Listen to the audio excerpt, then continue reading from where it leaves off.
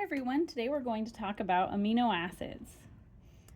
The structure of amino acids is hinted at in its name. They're going to include an amine group and an acid group. So amine groups have nitrogen, and acid groups have a carbonyl and a hydroxyl. Amino acids also have a carbon in the middle that is a stereocenter. Coming off of that carbon and going backwards in the way I've drawn it is your side chain. I've labeled it as R here for the rest of the molecule.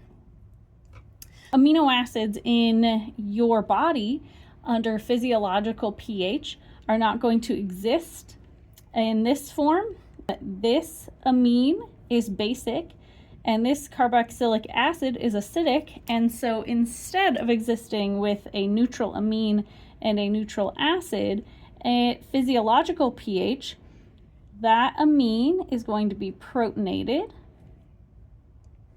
and that carboxylic acid is going to be deprotonated. Overall, the molecule is still going to have a neutral charge.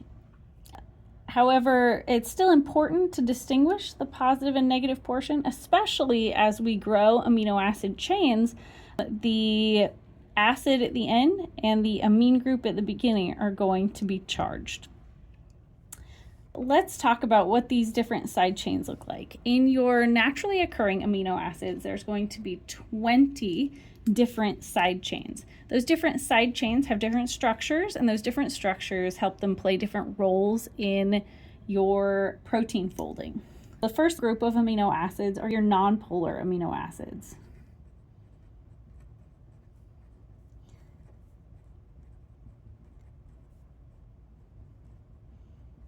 I memorized using the 1-letter code, but there's also a 3-letter code and full names. I'm going to draw them all, but I'll start with the 1-letter codes. When I memorized my amino acids, I used a little mnemonic that me and my friends came up with. Girls value a little ice cream. We were hungry at the time we made this mnemonic. Girls is for glycine. The 3-letter code for glycine is GLY, and glycine structurally just looks like if this R was just a hydrogen. So I'm drawing a little squiggle to show where this side chain connects to our amino acid structure. V is for valine. The 3-letter code is VAL, and the structure for valine is shaped like a V, an upside down V, but a V nonetheless. But the next one for A is alanine. The 3-letter code is ALA, and it's just a methyl group sticking out. So imagine this side chain is just a methyl group. The next one is leucine, LEU, and it looks like carbon, carbon, and then a little tail on the end. Valine, but with an extra 4 carbons in total. And our last one is isoleucine.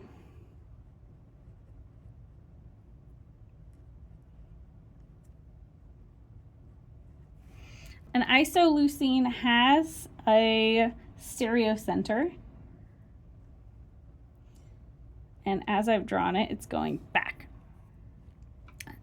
These amino acids, because they are nonpolar, are going to be located in parts of proteins that are buried deep on the inside, or they're going to be parts of proteins that are going through bilayers or bind to very nonpolar binding partners.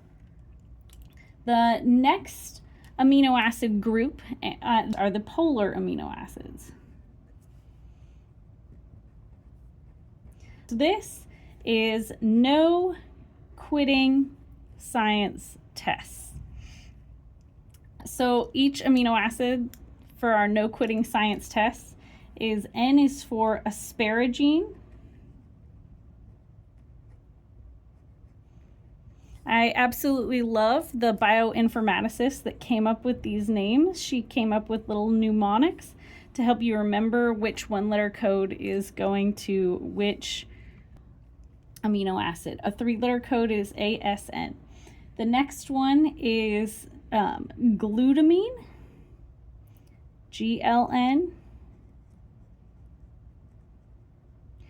The mnemonic for this is cutamine, which I love. S is for serine,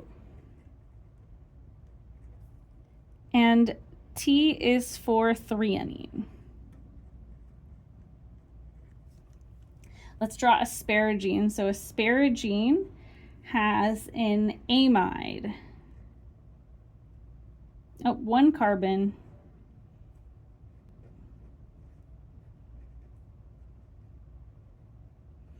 I drew this a little bit messy, so I'm going to draw another one right next to it.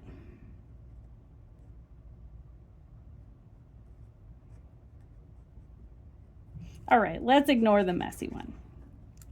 Now note that this nitrogen in the amide is not nearly as basic as our amine up here, so it is not protonated. Glutamine looks really similar to asparagine, except for it has 1 extra carbon.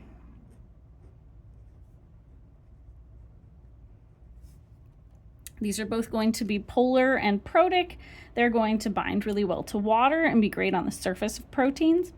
Serine is a methylene group and then a hydroxyl. And then threonine, similarly to isoleucine, have a stereocenter.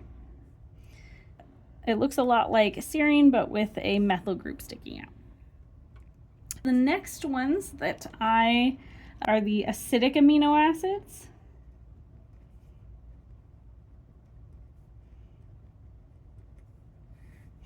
And the sulfur-containing amino acids.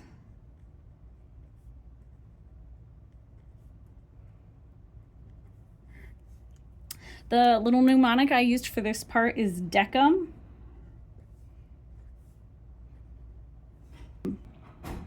The D is for ASP, aspartic acid.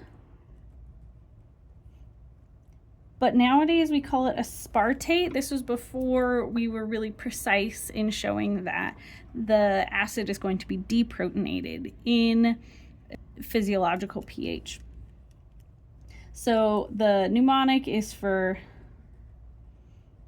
aspartic acid. And it looks just like asparagine, so I use the structure of this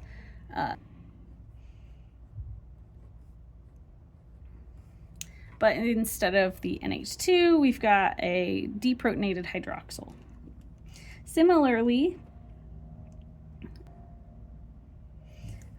E stands for glutamic acid, or as we now call it, glutamate.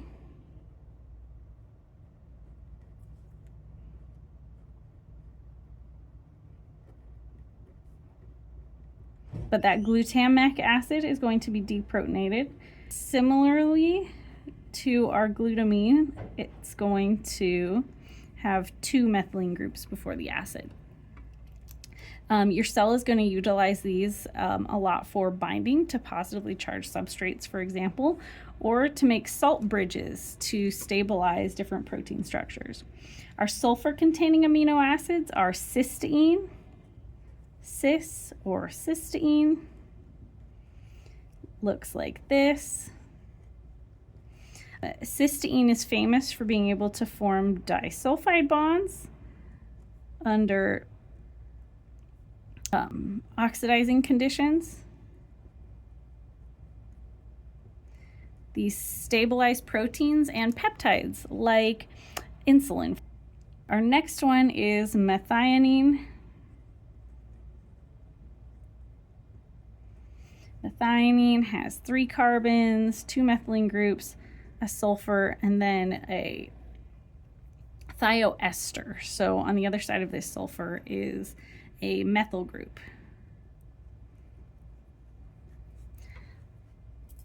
We've done, I believe, 13 so far. We have 7 left to go. Pairing up with the acidic amino acids are going to be our basic amino acids.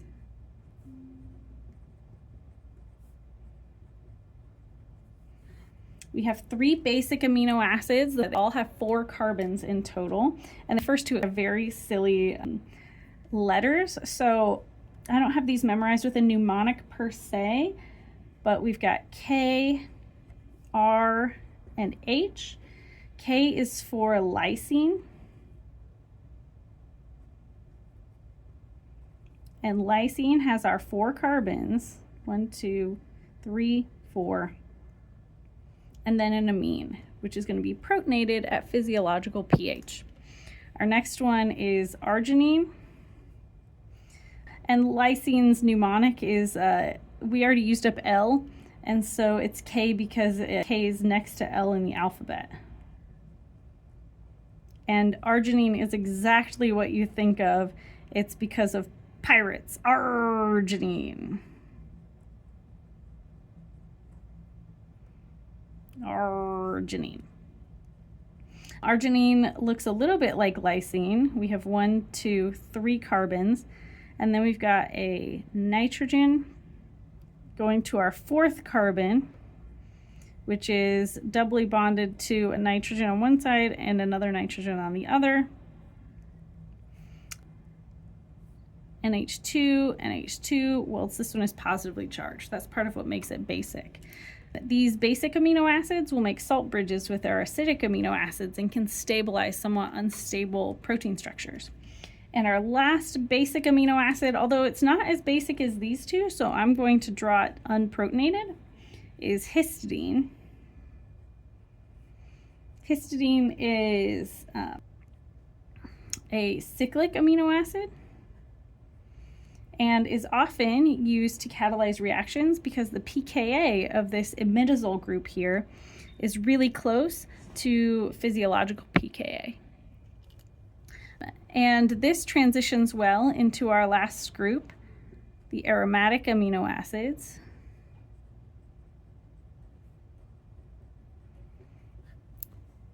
Which I'm going to be short on space for, but let's see if we can do in a little circle. F is for phenylalanine, histidine. This is different than histamine, which is involved in allergies. Phenylalanine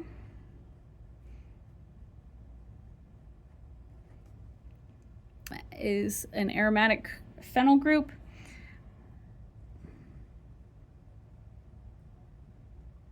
We've got tyrosine, which is a Y.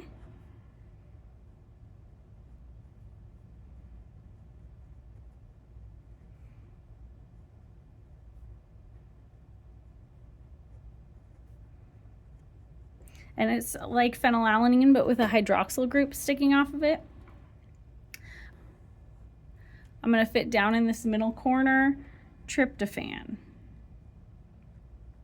For tryptophan.